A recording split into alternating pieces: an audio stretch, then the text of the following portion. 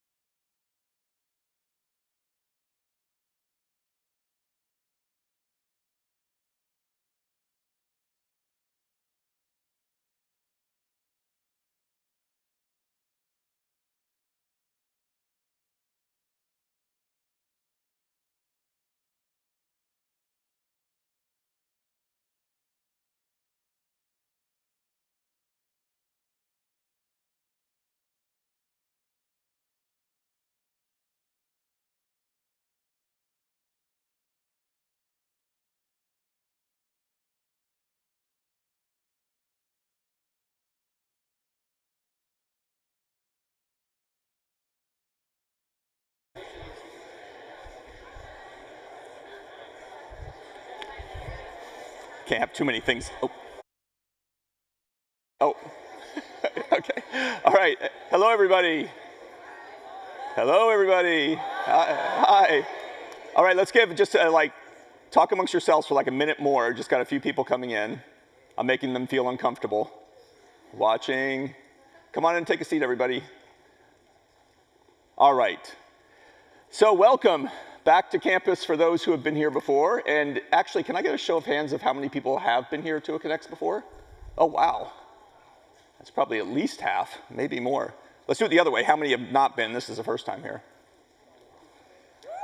Looks like we had 75% in both, so I'm not sure how that worked. Well, welcome, everybody. Yes. So my name is Patrick Mullane. I am the Executive Director of HBS Online and Executive Education here at HBS. I've met many of you, and always excited to have people on campus to join us for this event. So a few stats which we always go through. We have about 1,600 attendees this year. And as you can see, about 400 of you in person, although it actually looks like a little more than that, to be honest. 53 countries represented, 6 continents. I always do this too, and I always forget a continent, but let's do it anyway. All right, who's from North America? A pretty good chunk. South America. Awesome. Asia. Europe. Actually, a pretty big European contingent. Africa. Oh, hey. I should have started with Africa, so we'll have a competition here on who yells the most. And what do I got left? That we know Antarctica, because it says there we don't have anybody from Antarctica. Australia, thank you. Australia. Actually, I have met a lot of people who were in Australia at one point and maybe didn't come here from Australia. So thank you so much for making the trip. We really appreciate it when you're here. I thought I said Asia, did I not? I did. Okay. Like I said, I say this every year, we never get anybody from Antarctica to take one of our courses, so if you know somebody from Antarctica, it's winter right now, right? So, or coming up on winter, there's nothing else to do. There's gotta be some researcher sitting around some cold, cavernous building with nothing to do that would really benefit from an HBS online course. So, if you know somebody, let us know. I also want to congratulate the 3 people listed here who have taken a number of our courses, and I believe are here, at least one of mine, actually 2 of mine are here. Eva, are you here? And did I pronounce your name correctly? Oh, yeah, did I pronounce it correctly? Congratulations. We were talking last night, and apparently I didn't remember your name, so good to see you. And Richard Pitts, there's Richard. And John, where are you? I saw John yesterday as well. Right there, there's John. Thank you. And actually, really quickly, if you can tell me the year you first took a course, I'm curious who started first. Eva, when was the first course you took? 21? 15. That was 60. You just did 60. You did this and said 15. Oh, I had 6. Okay. I have a math degree and he's a doctor, so I was like, I don't want him as my doctor. And John, when did you take your first course? 2020. Okay, Richard, we'll have to give you this one. Nice job. He was basically here from the beginning. So I want to start a little bit the discussion this morning with our mission. Often we jump into kind of all the new programming we're doing, and while we like to share that, I don't know how many of you know that the mission of the Harvard Business School is to educate leaders that make a difference in the world. And we modified a little bit in the online world to say wherever they are. And I like that phrase because it can have multiple meanings. It obviously has a geographic sense to it, wherever you are in the world. It can be wherever you are in your career. It can be wherever you are in your family. It can mean a whole lot of things. And it's really been wonderful to invite people back to campus who have done an online program with us. And I said this to a number of you yesterday, and this is why. Because we spend a lot of time doing this, and it's a lot of work. About 120 people or so in the HBS Online organization. And we get good feedback kind of through the system, if you will, right? We do course surveys, and we get good feedback. We sometimes get bad feedback. We try and incorporate it into what we do and make things better. But there's nothing like actually meeting people face to face and hearing directly from you about your experiences. And many of you shared those experiences with me yesterday, I know with other members of our staff. So I just want to thank you very much for that. It really does mean a lot to me and to the rest of the staff to actually see the faces and hear how what we're doing has mattered in your lives. So very much appreciate that. So now on to the courses that we have coming. We have 6 total new courses. I'll cover 4 on this page and then 2 on the next. Leading Change and Organizational Renewal with Mike Tushman. And we also have a Charles O'Reilly from a school out in California that I haven't heard of before, but Stanford University. If anybody knows something about it, let us know. It's one of our few courses where we actually have a faculty member from another university teaching in the course. Very good early reviews on that course. Strategic Financial Analysis, as you see there with Siraj. Dynamic Teaming with Amy Edmondson, and Transforming Customer Experiences with Ryan Buell, who will be doing a session today with all of you. And then we have 2 new marketing courses, Creating Brand Value and Entrepreneurial Marketing. And I think we have Christina with us later as well, as I recall. So there's also a new marketing learning track, and the other thing I want to remind people of, and it's funny how many people don't know this and forget about it, if you've taken a course before, you get a 30% discount on your next one, so keep that in mind if you'd like to do something else. We also have our first 6-month credential program. It's the Credential Digital Innovation and Strategy. You see the courses listed there that make up that credential. You can take it in any order on your own time, so there's no hard structure to it. Makes it very flexible. And then I wanted to talk about another long program we have, which is CLIMB. You can see the acronym spelled out on top there, Credential of Leadership, Impact, and Management in Business. It's a longer program that covers a number of broad general management topics with shorter courses in between some of the courses we already have. We had our first cohort finish in January, and the CLIMB participants actually show up a day early for some extra programming we do for them. Can those of you who finished CLIMB please stand? I think we have some here. There's 1, 2, 3. So there are pioneers in CLIMB. Round of applause for these folks. Thank you very much. And actually, if you can raise your hand if you're currently in CLIMB but haven't finished. Oh, wow, we actually have quite a few climbers here. Climbers, did I just make that up? No, have we used that before? If not, I want to trademark on that. I like it. Welcome, climbers. Learning experience enhancements. We're going to be moving to offer some of our courses. It's going to take some time, but on demand. So they won't necessarily be cohort-based. And we found that there's a lot of people who would like to partake of what we make, but if the timing doesn't work out just right, it gets hard for them to do it. So we're going to offer the opportunity to take courses on demand. We're also starting to work AI into more of our programs. I'm not going to say too much here because our next guests are going to talk about that in a little more detail. Those of you who have taken core or financial accounting will know who one of the next guests is. It's V.G. And I also want to just thank everybody for their involvement in the community challenge. We do this every year at Connext, and I can't remember how, we haven't done it every single year we've done Connext. How many years have we done it? Last 3? Yes, live last 3, where we partner with a nonprofit somewhere in the world, and we volunteer the resources of the brain trusts of people who have taken our programs and do a consulting project for the nonprofit. And this year it's CARE. We'll learn a lot more about that later on. I think we had 13 of our chapters participate in the if you will say, the contest, the consulting contest this year.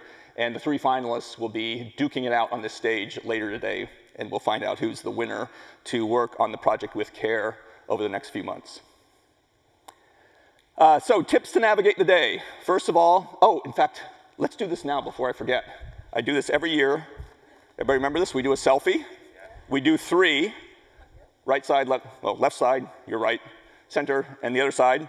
And then we will post them so you all have an opportunity to see them. Okay, and when I do this, it's not really fun if you all are very quiet, so make a little noise, all right? Okay, here we go. This side. All right. You guys set a very low bar. All right, you ready? Let's do the middle. All right, on this side. All right, VG, I want to see you. Awesome. You guys want another chance? All right, okay. All right, 1, 2, 3.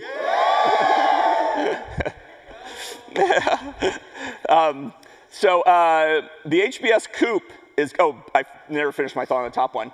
You see the hashtag there. If you take pictures and can share it on your various social channels, it'll help all of you see each other's images and stay connected. And I should mention, by the way, make sure you do connect with people here. It's easy to kind of just stick with the folks you know, but broaden your horizons and meet some new folks while you're here. The HBS Coop, for those who don't know, the Coop is essentially the bookstore where nobody buys books. They mostly buy t-shirts. So it's in the basement of Spangler Hall next door where you had registration and breakfast. And they are open, I think, 12, does it say there? 12 to 6, right? Or 12 to 1:30. Oh no, I got the wrong one. 12 to 6, thank you. My vision's starting to go on me. As I said, this is a community event, so you see a number of other activities there. There's a community corner to engage with community organizers. Thanks very much to our organizers. In fact, if you don't mind, those of you who are organizers on the stage could stand. Or those of you who are organizers who are here, please stand so we can recognize you. Community organizers.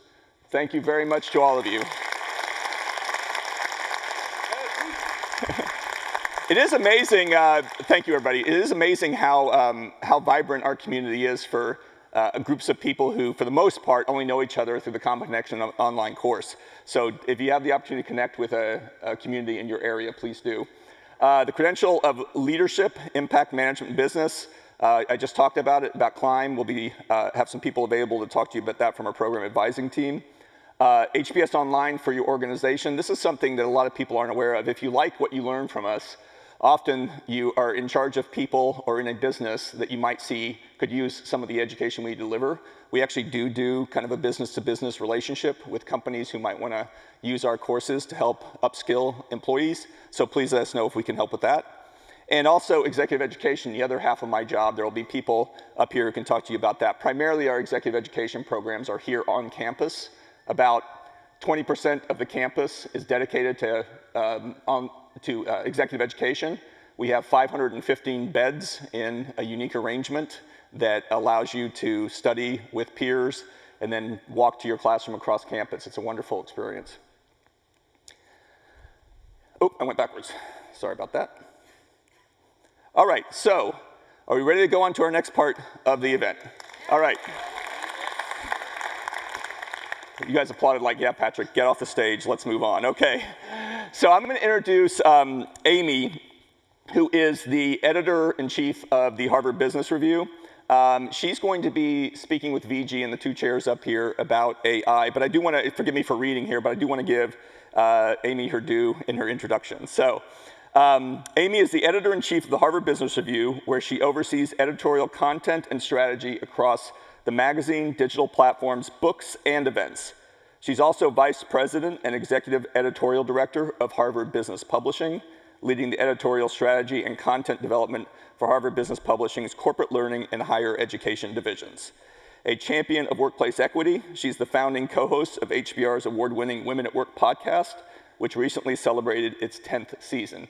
And I also want to remind you, everybody who flew here, I'm sure you passed through an airport bookstore where you saw all of the content that ultimately Amy's responsible for. There's a lot of it out there. It's a great product. Please welcome Amy to the stage. Thank you, Amy. Well, I'm thrilled to be here with you this morning. And I'm really happy to welcome V.G. Narayanan to the stage. V.G., I'm going to read about you as you're taking your seat. V.G. is the Thomas D. Casserly Jr. Professor of Business Administration and Senior Associate Dean of the Harvard Business School Online and Executive Education. A founding faculty member of HBS Online, he developed the Financial Accounting course, which is part of HBS Online's flagship Credential of Readiness program, also known as CORE. His research in management accounting focuses on understanding how firms can use incentives and feedback to improve performance. Good to see you, V.G. Good to see you, Amy. He's also on the board of Harvard Business Publishing, so kind of my overlord, right? So before I launch into the questions we have for V.G., I want to say that, you know, we're really interested in your questions. And so V.G. and I will talk for a bit, and then we'll come to you, and you can raise your hand, and someone with a mic will come over to you, and we'll take as many questions as we possibly can. But first, I get to go. So, V.G., you've been with HBS Online since the very beginning. How have you seen the online education landscape evolve, and what surprised you along the way? Thank you, Amy. So when we started roughly like 10, 11 years ago, we had initially created the core course, which is like accounting, statistics, and economics, targeting our incoming MBA students, because we used to do something on campus called analytics for 2 weeks, and it was in August, and students were like, you know, I'm moving, getting married, and really this is not the time to be on campus. It's hard to find faculty to come and teach in August. So we said, why don't we move this online? And if you're going to do this, let's open it up for others as well. And people said, so who would be interested in doing this analytics course? And he said, how about undergrads, like in Harvard University or other liberal arts colleges? They don't get a lot of exposure to business curriculum, so maybe they'd be interested. And so that's how we launched. The first time, in fact, what we call the Pioneer Group was restricted to children of Harvard faculty, staff, and Harvard University affiliates, because we didn't know, like, you know, would anyone be interested? Would the platform work? You know, we said, if nothing works, we'll just bring them in and teach them in person. So that's how tentative we were. And what surprised us was there was demand from our target population, but there was demand from a population that we never thought about. These are mid-career professionals. So we had attorneys, we had physicians, we had architects who are doing our courses because they're coming up on leadership positions, and having the basics of business was really helping them in their chosen careers. So that was a big surprise for us, and that helped us pivot, and now many of our courses do indeed target mid-career professionals. So that is an evolution. We also were trying to anchor everything of how we do pedagogy at the Harvard Business School. So we said it has to be real-world companies. So we go around the world, find companies that we can feature in HBS Online courses. We wanted the learning to be very active. You know, we didn't want people to watch an hour-long video. It's got to be like 2 minutes, 3 minutes, and then before you ask them for their opinions, ask them to do something, and then we wanted to incorporate social learning, you know, peer-to-peer learning. So these are all elements that we've taken from the HBS classroom into HBS Online, and there are limits to what we could do, but like recent changes in technology, AI, is allowing us to achieve the full potential of taking this pedagogy into HBS Online. We can talk about that later. So those are the opportunities and surprises along the way. So, you know, clearly you're always evolving the offering, and you just mentioned AI. Talk about how AI is changing the way HBSO what you're doing with it, and how you're going to students with it. Yeah, so right from the beginning, we tried to incorporate features from the HBS classroom, the physical classroom, into HBS Online. So for instance, in our classroom, when we do case discussions, which many of you will experience later today, we do lots of cold calls. You randomly call someone and say, what do you have to say on this topic? And it heightens the engagement level, people come prepared, and we were like, how do we do cold calls online? And we figured out a way. We do a cold call and you have maybe 1 minute to type up your answer, and then others get to see this, right? So, but there are some features of our in-person education that we kind of struggled to create online. We tried very hard. So for instance, in the classroom, I'd ask a question. Depending on how the student answers it, I might ask a follow-up question and another question. And so it would be very interactive and dependent on what the participant said. And so we said, how do we do this online in asynchronous manner? Because if we had 35,000 students in a year, we can't possibly be there all the time for a human being to respond. And so we came up with something called nested multiple choice questions, depending on your answer, how we'd respond, but it was not very successful. And 10 years later, AI comes along, and in our LCOR course that Patrick just talked about, we have this new feature where, depending on what the participant says, the large language model can interpret that and ask a follow-up question. Now you got engagement. The participants are saying, oh my God, what I said matters, and I'm going to be held accountable for it because there's going to be a follow-up question in this. That's the core of the HBS pedagogy, and I think, I don't know, it's sheer luck that is coming along, but it allows us to fulfill our mission and stay close to our pedagogy that's been proven for the last 100 years, but take it out at a mass scale. So I think that's the opportunity that AI presents for us in HBS Online.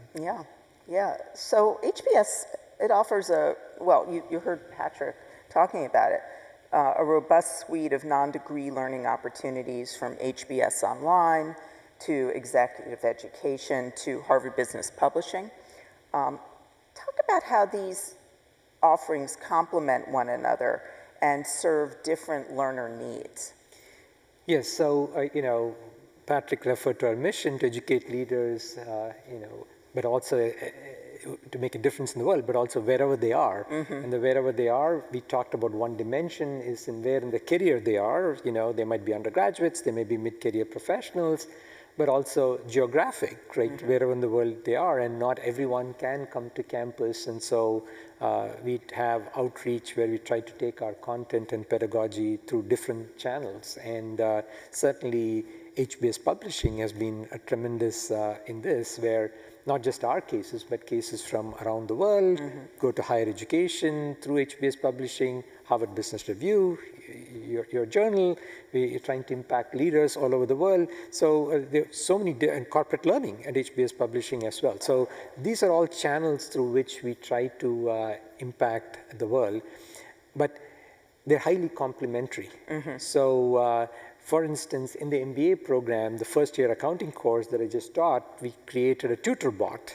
It uses AI, retrieval augmented generation for the people that are interested in the technology, where rather than go into the World Wide Web, it would go look at particular content that we have created. And so we used our HBS Online content, in fact, my financial accounting course, my textbook, and then several articles that we had published in Harvard Business Publishing. We put all that content, and our MBA students could ask questions like, how do I calculate free cash flows, or how do I calculate EBITDA, or how do I do the accounting for frequent flyer miles, whatever it is. And that way they would learn some of the technical things before going to the classroom. So this leverages content from different parts of the school and creates new ways for students to learn, because some of these things students would rather not ask a professor because they don't want to reveal that they didn't know this, but they want to play around and learn on their own. And some people like to learn on their own rather than being watched by others, right? So this helped, but now we have taken this bot that we have developed in the MBA program, and we'll roll it out to many of our HBS online courses because the technology is very similar. And for the first time in executive education, where I'm teaching this semester, they're going to have access to this bot. In fact, they have been using this bot for the first. So it's very complementary. We develop a feature in one program, and then that becomes like a beta test for us, and then we'll roll it out into other programs. Yeah, and just I'd love to just talk a little bit about how HBR Spark complements a lot of what you and Patrick have been talking about, and that is that HBR Spark, which you can find at hbr.org, offers you, a very quick hit of inspiration and instruction that you can use in the flow of work. It's under half an hour. It's the ideas, the challenges that it addresses are specific. It draws from the work of V.G. and his colleagues and all of the HBR contributors. It's based on our 50-year archive, and it's pretty comprehensive. And we hear very good things about it from people. So that the breadth of the offerings across HBS and Harvard Business Publishing is really, I think, designed to address the whole spectrum of needs of leaders as they're taking on new challenges, both personal, Absolutely, and organizational. When you think about, I mean, clearly HBS Online is always looking for better and better ways to serve its learners.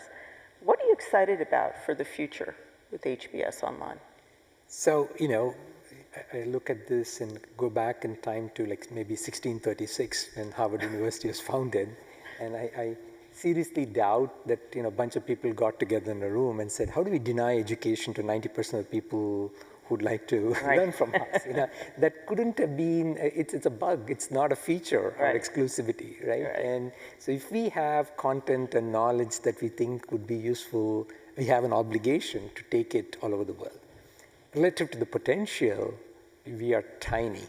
So we could be making much bigger difference in the world than we are today. So that's the exciting opportunity out there, that how do we scale, how do we reach new people that we have not reached before? Yeah. And for me, AI or other changes in technology is just another help that we're getting along the way, another assist that we're getting along the way to reach more people. Yeah, that impact is really what we're all looking for with these brilliant ideas. So what guidance would you give our attendees today about how to continue pursuing lifelong learning, right? Clearly everyone here has the initiative, but we're living in this age of rapid technological change. Help us all figure out how to go about it. So I mentioned one puzzle, which is like, why we take so much pride in the fact that we are so exclusive. I don't. I think we need to take knowledge anywhere in the world where people want to learn. The other piece of the puzzle for me is if someone were to come from Mars and design business education, I can't imagine then saying, oh, you go finish your undergraduate, work for 3-4 years, you do an MBA, and for 2 years, and then you're done. Or you come to Harvard Business School or any other business school for like a 1-week program, and then you're done. But that's what's most descriptive of business education today, that you do it once, and then you're done for the rest of your life. That can't be efficient because the world keeps changing all the time. So if you're really honest about lifelong education, it has to be like, continuous. People keep coming back, and maybe it's not realistic that people keep coming back in person. So we have to meet people where they are. Yeah. So I think distance education is something we do have to embrace for lifelong learning to really happen. And once we decide to meet the learners where they are, it opens up all kind of possibilities. So my advice to people here would be to stay hungry for knowledge and continue to learn wherever they find those opportunities. And I hope you'd consider us in your future as well. And I hope you'd encourage others to, if you found this exciting and joyful and beneficial, I hope you'll tell others about it. So we got a question from our virtual audience, from Pooja, that's very apt to this very question. As the business world changes, Pooja writes, how do we stay adaptable while staying true to what we've learned? Yes, I think, I would say we have to stay true to our learning process, but not necessarily what we thought was like true in the past, because once the world changes, a lot of our assumptions have to change with it. What is not possible becomes possible, and what we thought was true is, going back to Harvard University's, our motto is veritas, and so we stay true, and whenever we learn new things, we update our priors. So that by very nature of inquiry and research and learning, we have to be adaptable. What we have to stay true to are our values. These are not some things that we want to compromise. And so if we stay true to our values and the way we learn, automatically adaptability is built in, because we acknowledge that our knowledge is imperfect and always continues to evolve. And also, don't you find, I mean, this for you, but also kind of for the audience, the more you learn, the better you know yourself, right? It helps you kind of process. Absolutely. What you think about what you think, yeah. Right? Here's a question that's on, I think, everyone's mind. So, we all are trying to remain enthusiastic and optimistic about AI, but we're also all afraid of being made obsolete. So how do we stay sharp and focused and learn to incorporate AI and make it our partner as it's developing so rapidly?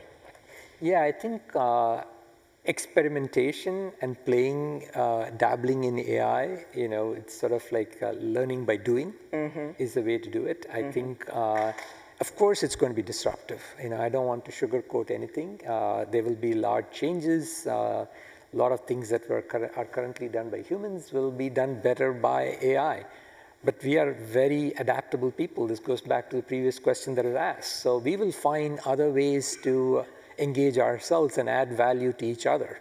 So I'm not at all pessimistic that jobs would go away, or it will take a little bit of adjustment. But I think it's an opportunity. But staying true to the pedagogy and continuously investing in yourself to learn, I think that's the way we face the future. Yeah, and recognizing what you get out of it as well, the way it can free you to do the really fun, creative work. Each person can be much more efficient and much more productive than they were in the past. I have people who are thinking about one-person companies, because one person can do the job of a whole organization. I don't know if that's true or not, but that's the promise here, that you can do many, many things with AI that in the past took many hands. So I want to open this up to the audience. And we have a question here. I wonder if one of the mic runners can come. The gentleman in the third row.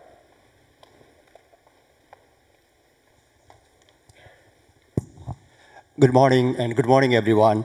So thank you, very well articulated. So as Patrick said, and Vijay said as well, I think like this Connext has really opened the platform to people all over the world. So first, I'd like to say kudos to HBS Online for, like, as Dr. Vijay said, like, it's just expanding the platform, so education is accessible to everybody. So that's just an example, like Patrick said in the recent thing as well, there is 250,000 people across the world who's taking this course, and 700 people want to be here.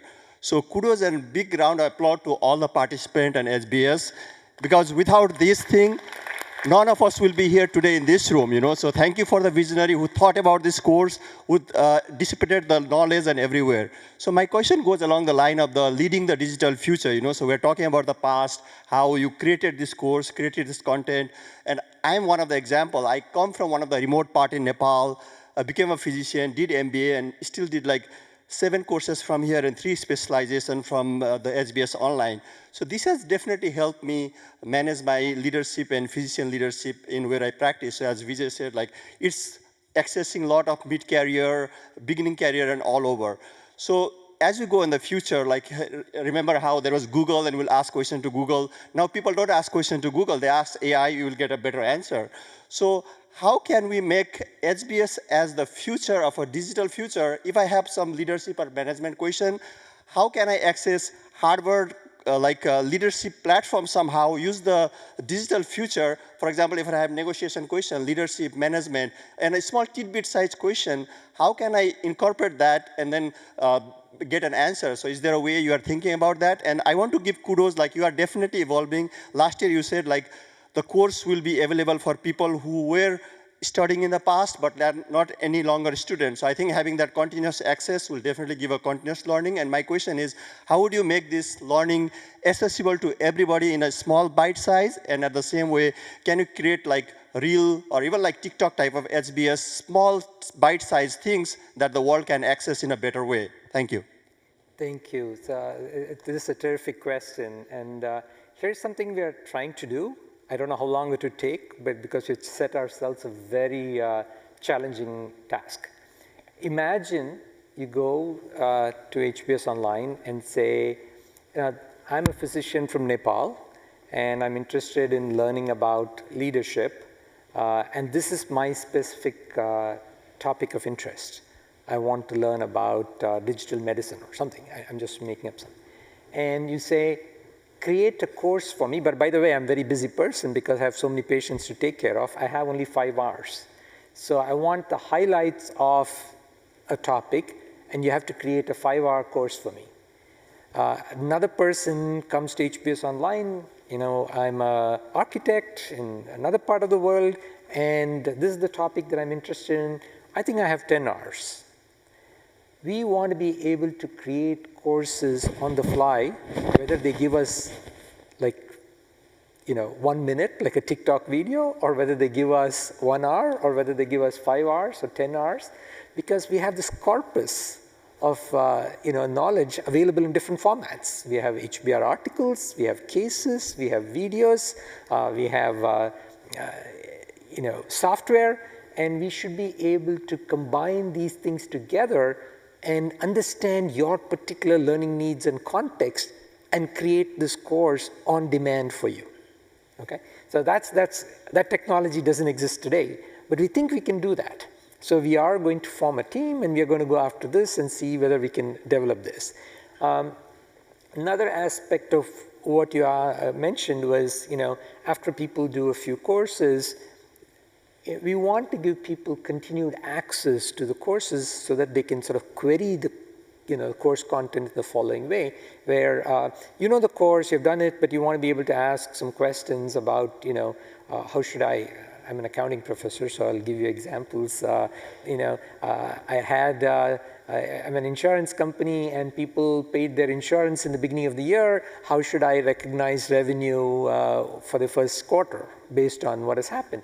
Now, we should be able to retrieve that part of the course and say, okay, here's the video that you want to take a look at. It's only 2 minutes, but here's what's most relevant for your query, and you, having done the course before, will be very familiar with it, and after that you know how to navigate. But we should be able to pull out knowledge, and it may be from courses you have done, but it might also be from courses that are yet to do, and say, by the way, you may be interested in this because your question seems relevant to this topic that's covered in more detail in this course, but here's a quick answer to your question. So think of this as a version of generative AI. You go to ChatGPT and it gives you an answer. Instead, we also give you an answer, but it might be a video from one of our courses. So, and we already have close to 1,000 hours of content. So, we're hoping, and the person that might make it happen here, Brent, is looking at this and smiling. So that's the challenge. Then that's the opportunity that we may be able to do something like this. It'll be very exciting if we can do that. Thank you. So we have a question here in the first row. Thank you. Here comes the mic. Thank you, Professor, for this. I believe it's inspiring. But I believe with the current technological advancement and AI, what you are talking about, it takes 2 years, 3 years at most in order to be happen. But taking 10 years as a spot, I remember last year when you mentioned that your good self and the founding team of Harvard Business School Online, how you were doubtful that your course will fly, how many users, how many learners will go. And now HSBO, it has learners in the 6 continents. Taking this 10 years spot, we need you to take us for a journey for the future for another 10 years from now, and tell us how you can see the Harvard Business School online after 10 years from now. So I believe the North Star, the most unrealistic dream that you have. So this would be great to know. Thank you for that question. Recently one of my colleagues had the CEO of Perplexity AI, very leading AI company, in his class, and they'd asked them about, how do they do the planning for the future, and he says 3 months at a time. Because he said that's our long-range plan, because it's evolving so fast that any plans that I make beyond 3 months, if I take into account what will happen in the next 3 months, it becomes very outdated. So this can be sort of our vision, but it can't be our plans, right? So yeah, I don't think the vision changes that much, right? We want to impact leaders, make a difference to them wherever they are. And if currently we have 270,000 people who have taken our courses, maybe 10 years from now it's 2.7 million or 27 million, I don't know, but more people, but also deeper engagement. I am not thrilled that people often do one course and then they're like, okay, I'm done, because that is not consistent with the spirit of lifelong learning. So my hope is that if we are there for our participants, in their course of their work, in their flow of work, to borrow an expression from Amy, then it's much more likely that people will keep using. So it speaks to the relevance of what we teach, is that it has to become much more relevant, that, almost like referring to Google or referring to ChatGPT, people should be able to say, let me ask HBS Online what I should do here or what we should think about in this context. If we can become that relevant in the flow of work, then that would be a success. But yeah, it's not there now, but that's the vision that I would have for the future. Absolutely. Well, HBR has an AI. HBR already has an AI, and so we are hoping to be quick followers and emulate and use a lot of what's being developed at HBR. Yeah, yeah. I'm scanning the room for hands. I see one way up in the middle at the top, maybe second or third row from the top. Yes, thank you. Question directed to both of you, whoever wants to answer it, but I wonder, how are you adapting AI to the processes within your daily routines, not only your personal routine, but company-wide? You said HBS Online has 100+ employees working for this, and AI, there's so many avenues in which productivity can be increased, whether it's developers, content creation, writing tools, etc. Right? So I wonder how are you adapting AI through your company-wide processes? Yeah, I think it's being used in sort of almost every step of the value creation process. You mentioned content creation. Absolutely, we can make the whole process much faster. You have text to video using avatars. So in the past, we might have to write it out, go film it, and then send it for editing, etc. Now we can parallel process a lot, right? So you created the text, you can have video generated automatically. Eventually, we might go film the faculty or the case protagonist subsequently, but for us to get started on the animation or post, certain aspects of it, we can start doing more things in parallel. So I think AI would help us shrink the time for creating new content. Absolutely, you see a lot of software elements in our online courses, and there, the software industry has been one of the early adopters of AI and using it extensively to make their coding much faster, much more efficient. So that aspect of it can absolutely use AI and is using AI. Likewise, in terms of responding to users, my video player stopped working or things like that. Almost every company these days, their chatbot on their website has AI behind it, and we are no different. We should be looking at this and saying, how can I be hyper responsive, respond very fast to any questions that people are asking, maybe even in real time, using AI, because that's been an issue that others have handled before, and we know how to address that question. In terms of our marketing, we're trying to reach as many people in the world to say, would you like to do an HBS online course? There, we would like to use AI to figure out who to target, but also to create marketing material in a much more rapid way. So there are many uses, sort of like every part of HBS Online, we would be using AI in addition to sort of in the pedagogical process, right? We'd see using it as like negotiation bots, where you want to practice negotiation skills with someone else. We have bots that we are standing up, which you can use for. So apart from the pedagogy itself or the content itself, everywhere else we're using a lot of AI to make our faculty and staff more efficient and faster. And we've been using it at Harvard Business Publishing as well, in many of the same ways. But one use I have really leaned into is the what am I missing use. When we're thinking about ideas and trying to make sure that they are as relevant as possible, and we're addressing or anticipating questions that our subscribers might have. I found AI is extremely useful in helping me think about, if I were a CEO of a small to medium business operating out of India, what questions would I have about this idea? Very, very helpful. It expands our editorial perspective and helps us reframe ideas to make them as relevant and urgent as possible.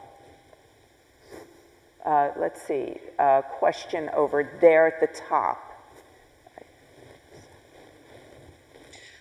Hi, Noman Islam. This is my first time at Connext 2025, so also my first time of taking HBS online courses in December.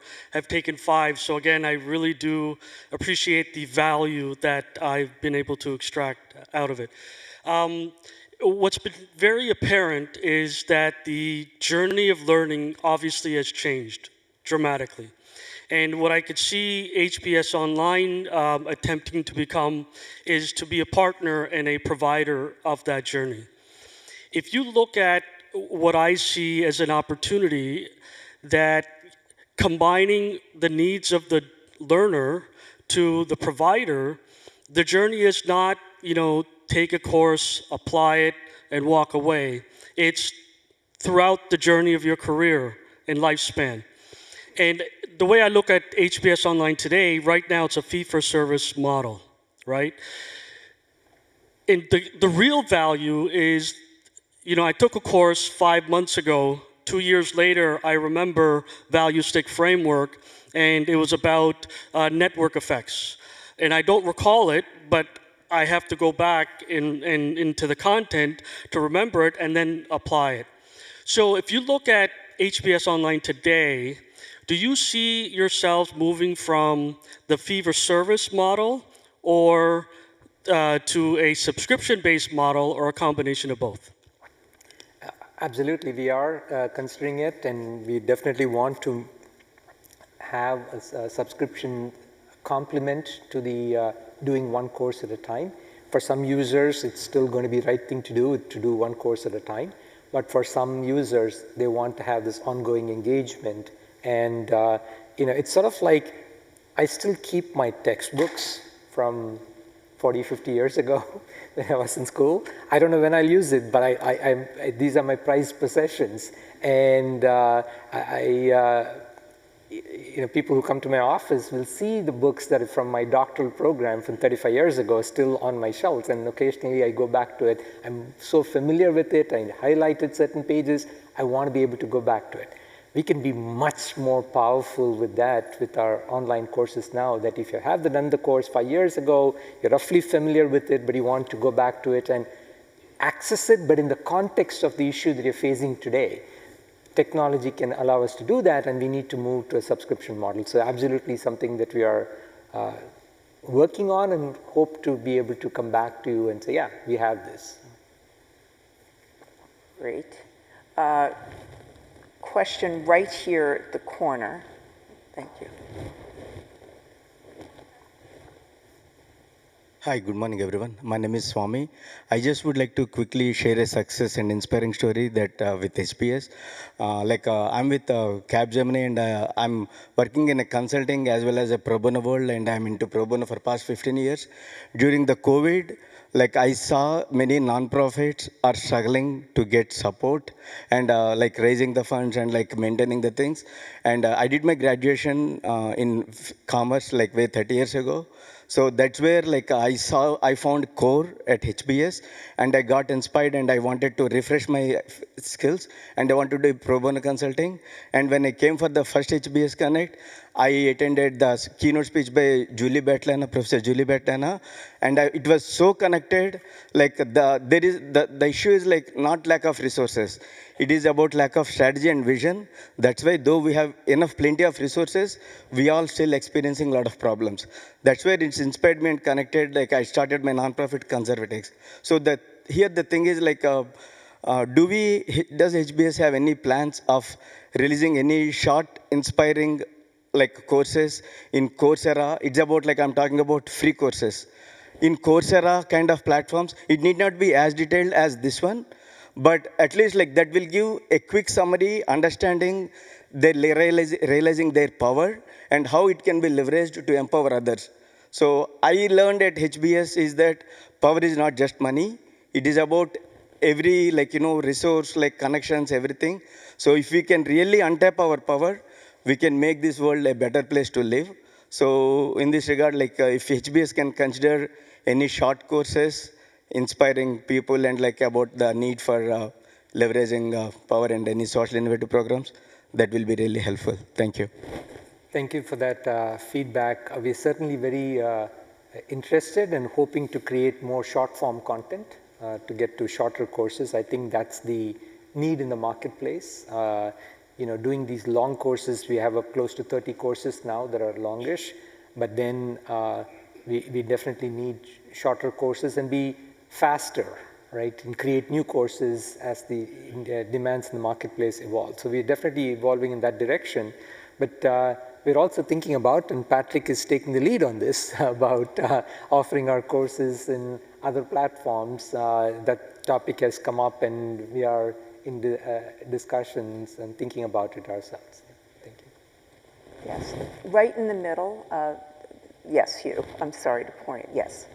So maybe 4 rows down from the top. Yes, thank you.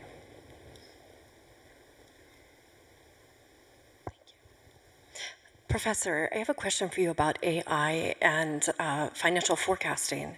As a finance leader, how can we integrate AI into time-consuming tasks in finance and accounting while maintaining integrity of our financial models?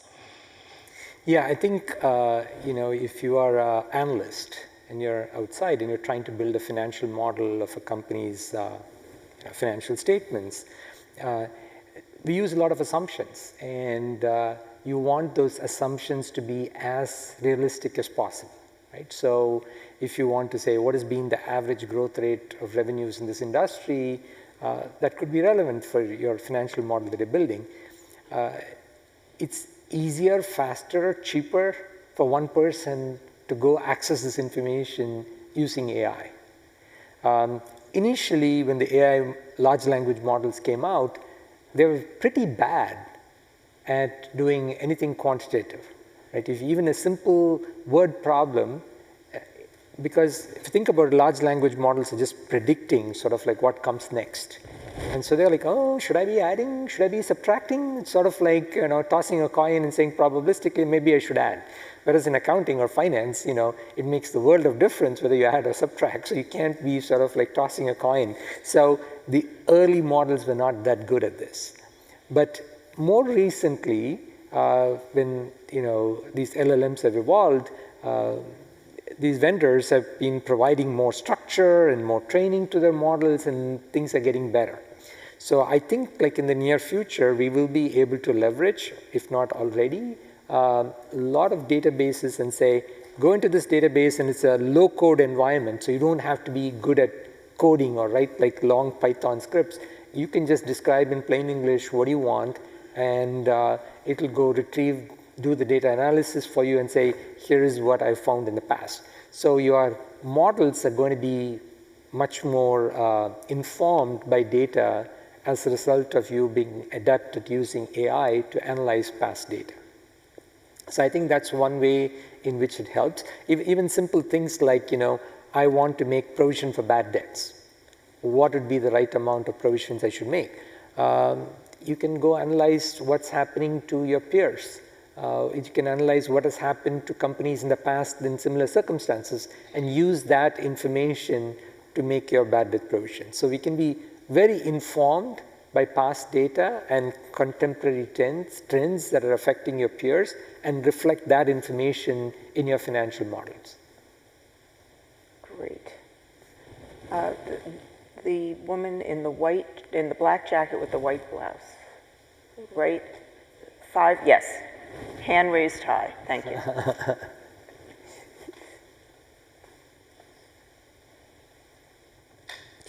Thanks so much. So my question is more so on how you're developing your AI platform. And Amy, you mentioned that you find it helpful a bit in your editing when you're saying, for example, what would a small business owner in India think about this? And as we extrapolate off of the financial statement, how are you ensuring the back end of the AI to make sure that you're inputting good data and unbiased, or at least as little bias as possible in developing the feedback that you'll be getting from your models? Well, at HBR, we're using only HBR content, and we're pretty, we vet it, but we're pretty good at the front end before it ever hits any LLM. That's one way we do it. So, like Amy, even in HBS, we're trying to restrict it first to look at our content. But I think we have to be very careful. You raise a very important issue. Yes. There are lots of biases that are built into these, embedded into these large language models. So there's no substitute for staying vigilant and having the right guardrails. So a lot of the effort goes into creating the guardrails for the responses so that the biases that may be inherent in people who created the content in the first place don't get perpetuated and stereotypes don't get overemphasized. So we are trying to stay very vigilant. Even when we work with vendors, we ask them, tell us what your ethical use of AI policy is, and we vet their policies, and then we go look at their guardrails that they put in place in their prompt engineering to know that. So the firms that have done with this quite a bit take this very seriously, okay? Whereas new people don't seem to understand that this is very important, very critical. So we are very aware of it, but the space is evolving. So we have to, maybe when you come back next year, we can tell you, here's what we've done. But people are getting smarter about it, so we can benefit from that, right? So we have time for one more question, and one came in from our online audience that I'd like to take, and that is, V.G., we've been talking a lot about how HBS Online is changing and adapting, incorporating technology, AI. What's not going to change? Our mission statement is not going to change, right? Yeah. So we want people to make a difference in the world. So this is a means to an end. The end is that just step back. Let's say there are 7 billion people in the world. maybe 1.5 billion people are in the cycle of prosperity where each generation can look to the next generation and say, my kids are going to have at least as good prospects in terms of education, healthcare, food, all of that. Another 5.5 billion people are not in this cycle of prosperity. And we have this deep abiding faith that it's the world of business that can bring this 5.5 billion people into the cycle of prosperity. So that's the mission, that we want educators who can make a difference in this world. And as long as that opportunity is there, that will not change. We will hope our education is a means to that end of having this impact on the world. And in fact, if not us, no one else can do it. It has to be the world of business. So the B in HBS and HBR is extremely critical in terms of the large impact it can have on this world. And so that part will not change. Great. Well, thank you very much. And thank you for your fabulous questions. Thank you. And thank you, Amy, for... Thank you. Thank you. Thank you, Amy and VG. And I want to take a crack at the last question Amy asked too about what won't change. I mentioned to somebody recently, if COVID was kind of a nice test case for how human beings are, I think most of us would argue that we got pretty sick even when the technology was delivering the face and personality of somebody we know from through a screen, that only goes so far. And so I have a belief that leadership in particular will be relatively untouched. You'll still need people to lead people. And so learning how to do that well, I think, will be your kryptonite in a world with a lot of technology changing things. My one opinion. Okay, with that, we're going to now transition over to Aldrich Hall, which I think will have people guiding you over. It's diagonally across the quad here where our classrooms are for the part of the day where I think most of you get the most fun, which is going in and sitting in on a case discussion with one of our faculty members. There are refreshments over there, so if you need something to eat or drink, don't go back to Spangler, thank you. Don't go back to Spangler, go over to Aldrich, we have it there, and then you need to be in your classrooms by 10:30, and then we'll see you at lunch. Thank you, everybody.